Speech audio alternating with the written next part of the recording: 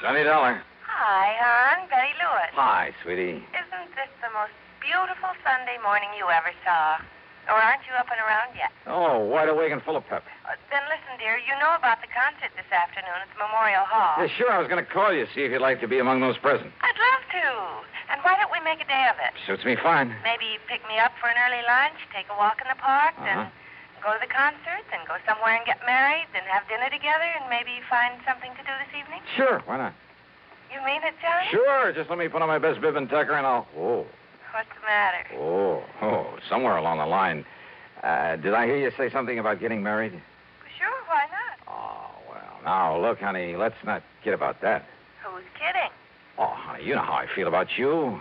And if it wasn't for this crazy, risky job of mine... And it's all off? Oh, doll, let's face it, it doesn't really make sense right now. Okay, Johnny. Bye. Oh, no, wait. Betty. Hello. Oh, well, Dollar, you dope. You'd better drive on over and see that gal and try to... Oh, now listen, honey, Well, what I meant to say back there... Yeah, what did you mean? And what's this honey stuff? Who's that? Pat McCracken, Universal Adjustment Bureau. On a Sunday morning? On a Sunday morning. Listen, I've got to see you, Johnny, right away. You mean for an assignment, some insurance investigation? I sure do. Now, listen. No, sorry, Pat, I can't. Not right now. Look, I'll run on over there to your apartment. No, Pat, no. Now, wait just a minute, No, Johnny. I won't be here. You'd better be. But I tell you... Hello. Oh, son of a gun, doesn't Pat realize that sometimes there are things more important than... Oh, well, I suppose I shouldn't have barked at him. Maybe after I've kind of smoothed things over with Betty, Okay, now listen, Pat. Instead of your coming over here, just give me a couple of hours to take care of something personal, and I'll drive over and see you, and you can tell me... Pat? No, Johnny, this is George Reed at Floyd's of England. George? I know this is a Sunday morning, and it's hardly cricket to call you. George, I'm all tied up. This is a real emergency. I'm sorry, George. It involves Alvin Peabody Cartwright. Huh? That old crackpot? Now, you know you really love that old character. All right, so what? It just happens that right now I've got... He's probably responsible for more of the big fancy fees that have been paid you than... George, listen, I'm sorry, but nothing that involves Cartwright or anybody else can possibly be more important at the moment than something personal I have to do, and right away. Nothing, Johnny? Nothing. Not even murder? Huh?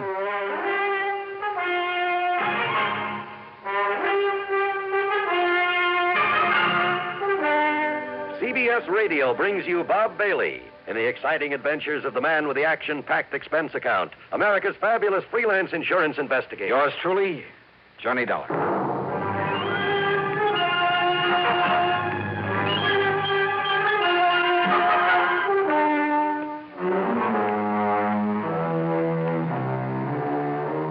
Expense account submitted by Special Investigator Johnny Dollar. To the Universal... No, to Floyd's... Well, now, wait. Before this case was through, there were enough insurance companies involved to... Well, anyhow, it's an account of expenses incurred during my so-called investigation of the 5 Down matter.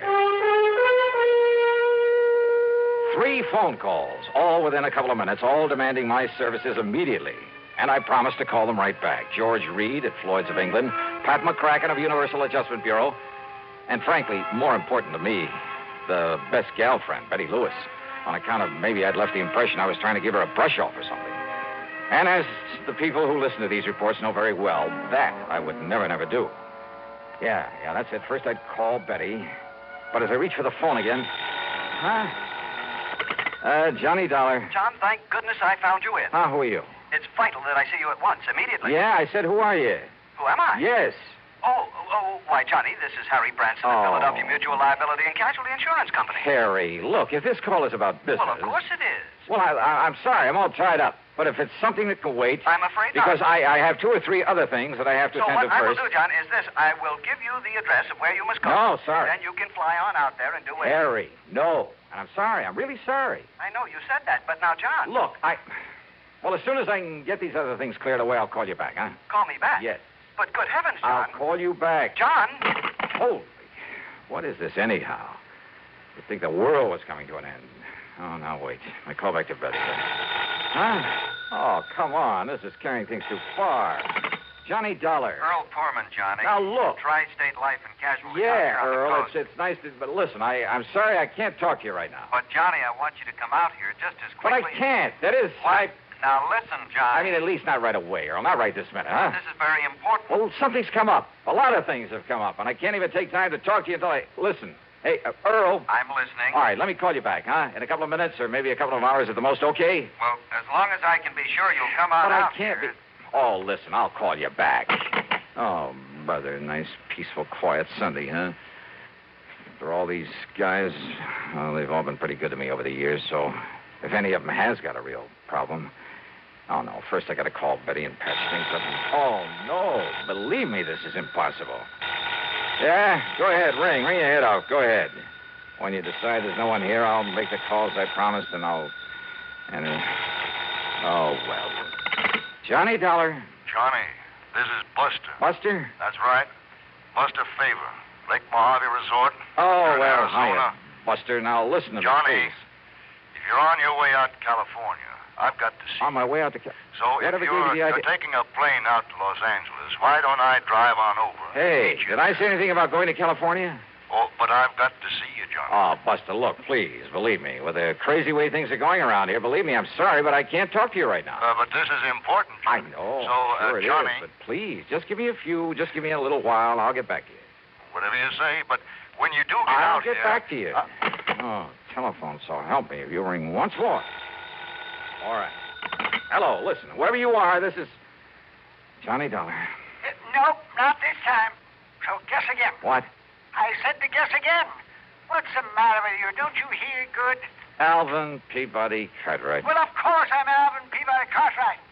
Who do you think I am, anyway? Mr. Cartwright. Johnny, you've got to come out here right away. Yeah, out where? And listen, George Reed called me about you a few minutes ago. He said something about a murder. Me? Murdered? Well, that was the impression I got. He Well, was... I don't think so, Johnny. Wait a minute, I'll see. Oh, Let me no, see. listen, Mr. No, Cartwright, no, you listen. It's vital that I see you right away. Yeah, well, I'm look... still here at my summer place in Beverly Hills, Johnny. Always did get the seasons mixed up. Oh. You remember the place? Oh, yes, I remember it very well. Now, listen. That last time you came here was to prevent a murder. I know, but Mr. Cartwright... This time, believe me, Johnny, it's much worse. It's much more serious. Well, what? What is it, then? Well, I can't, I honestly don't dare tell you over the phone, but Johnny, I plead, I beg of you, come out here right away. What I've already told several people... More serious than murder? Believe me, boy, there is nothing that can possibly be more important than your coming here. You mean that, don't you? Please, Johnny. Please. I'll be waiting for you.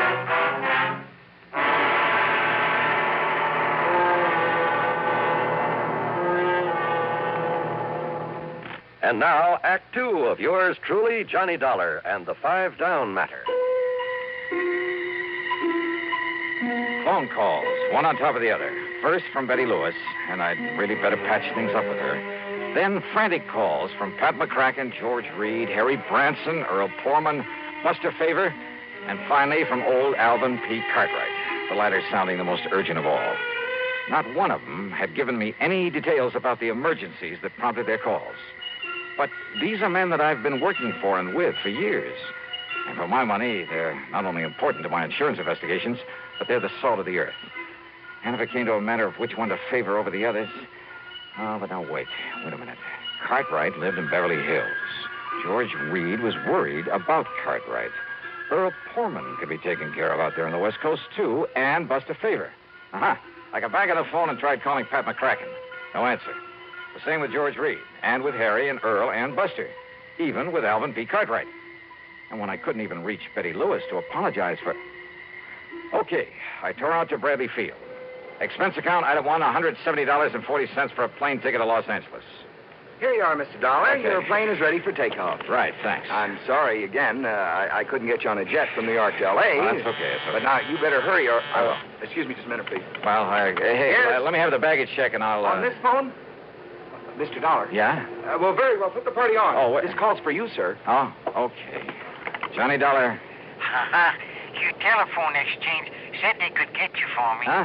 Who's that? But who else was here? It's your oldest, your dearest friend, Le Chagris. Chagrin? Louis de Marsac, the great cat?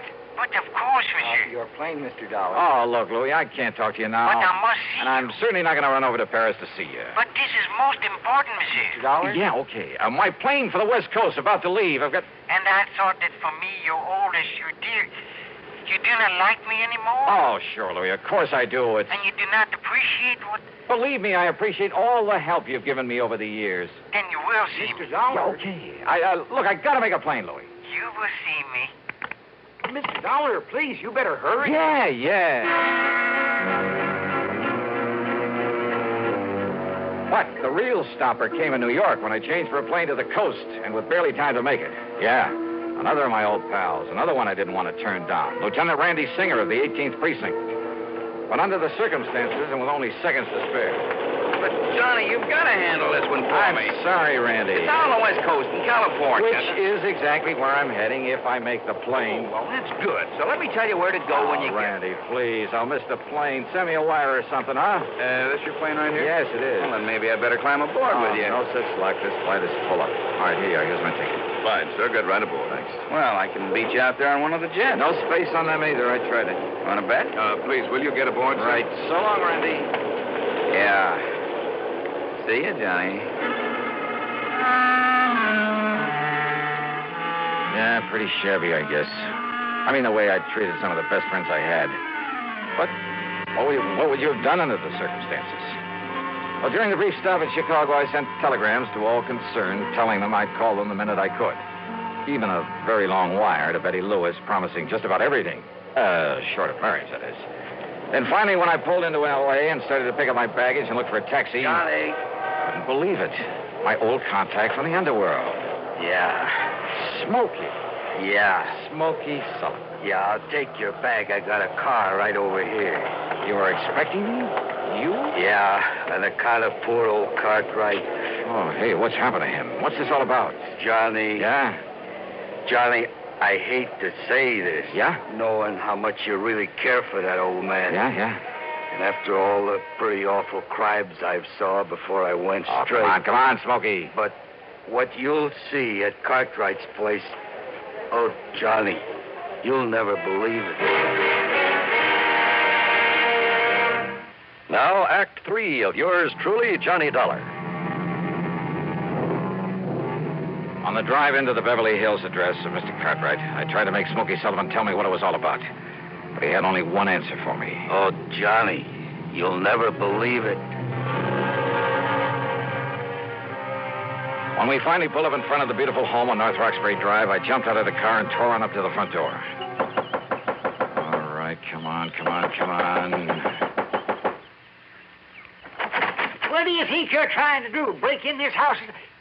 Oh, Johnny. Mr. Cartwright. Oh, Johnny, I've been frightened to death. What about, sir? What about? I was afraid you wouldn't make it. That's what it's all about. When all those bodies inside Bodies? there- Where? In the library, Johnny. Come now. I'll show you. Yeah, I think you'd better. All over the floor. Just wait till you see them. Well, here. Isn't this the library? Yes, sir. Oh, dear Johnny. All right, now. Wait now. Your gun? That's right. Okay, now. Okay, now. Huh? Oh. No. Look at them. All over the floor.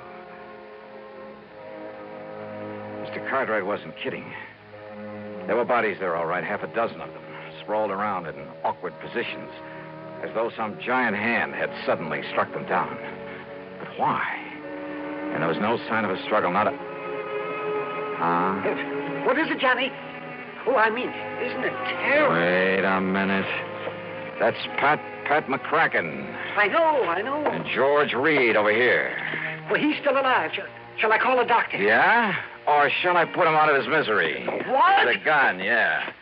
Earl Portman over here. Buster Favor. And me, Le Chagrin, my dear, my darling friend. All right, you guys. What is all this? What goes here? Johnny. Buster, so help me. All right, now listen. Mr. Cartwright, will you take that gun away from him? Randy. That's right. I told you I could get a jet out here. Sure, we all came out on the same flight. Earl, you son of a gun. How are you, Johnny? Surprised? Are you kidding? And Harry Branson. Glad to Smokey. see you, Don. So this is why you wouldn't tell me anything, Smokey. Yeah. Fooled you, huh? Yeah. But come on now, what's the big idea? Wait a minute. Now, will you stop waving that 38 around, Johnny? Huh? Oh, I'm sorry, Pat. Yes, well, here, I'll take it. Yeah, you better, Mr. Cartwright. That's all right. I'll put it back in my pocket. I have it. Oops. Down, boys, down! Oh, dear. I'm sorry. Yes, you'd better be sorry. Well, Johnny, it looks like we succeeded in getting you out here, all right. Yeah, well, now, look, will somebody please start to make some sense and tell me what this is all about, huh? Why not? Yes, McCracken, why don't you speak for all of us? Yeah, go ahead, Pat. All right, fellas, I don't mind if I do. That's good. It's really pretty simple, Johnny. Today, Sunday, marks the end of 5 years in your present series of investigations for what we like to think is a pretty good lineup of insurance companies. Yeah, so happy anniversary, Johnny. Oh, thanks. Now, Now, Johnny, it also completes 5 solid years of the broadcasting on CBS of these cases you handled. Handled mighty well, Johnny. And you've performed a service throughout this country. Oh, now don't get soppy. No, will you? shut up a minute, will you? You've done a great service to the insurance companies, no question about it. Your broadcasting has helped to expose a lot of crookedness, fraud, that sort of thing. Has saved the insurance companies a lot of money. And that means it saved the people, their clients, the people who listen to your program every week. It saved them a lot of money, too. Well, it's... And purely incidentally, these CBS shows of yours have provided a lot of entertainment, a lot of pleasure to literally millions. In other words, Johnny, a lot of people think mighty well of you. And with very good reason. Oh, no. But take it easy. Oh, now you shut up. But to get all those people together to say thanks, well, that's impossible, obviously. So we thought, that instead of just handing you, if we could somehow, fellas, I'm doing pretty badly at this. Well, Johnny, I went over all your radio reports. I made a list of the people who've been most involved in your cases these past 5 years. And then when I made the suggestion to Mr. Cartwright... That's right. I told Pat that if he didn't let me give this party to do you honor... Honor?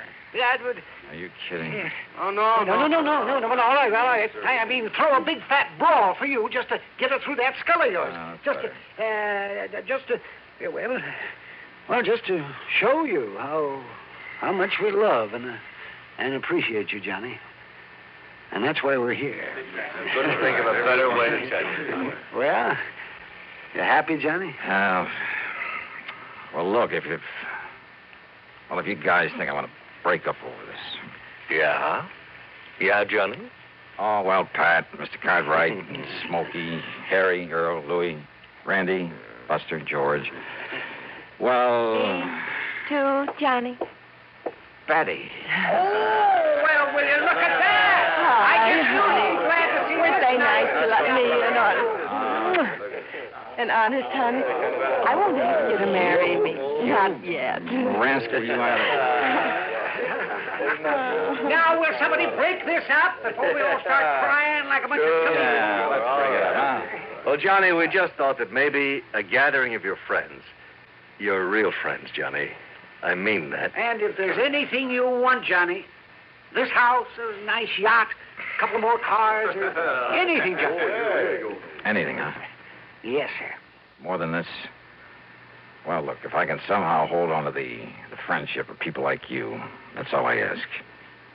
Believe me, it's the most that anybody could ask.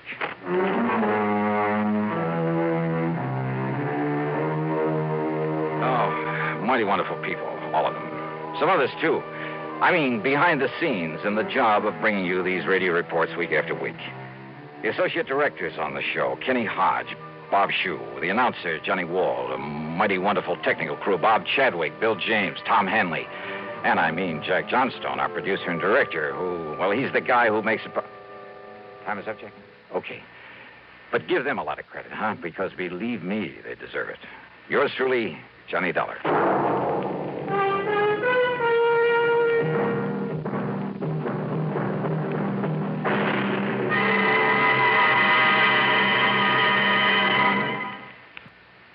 Now, here's our star to tell you about next week's story. Next week, a yarn about the lust for gold and the things it can do to a man. The story takes place in the famous historical ghost town of Virginia City, Nevada, site of the famous, almost fabulous Comstock Lode, where sudden death was all too often the price of finding a rich vein of gold or silver back in the middle of the late century.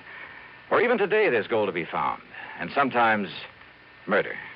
I think you'll like this one, especially the switch at the end of it. So join us, won't you? Yours truly, Johnny Dollar.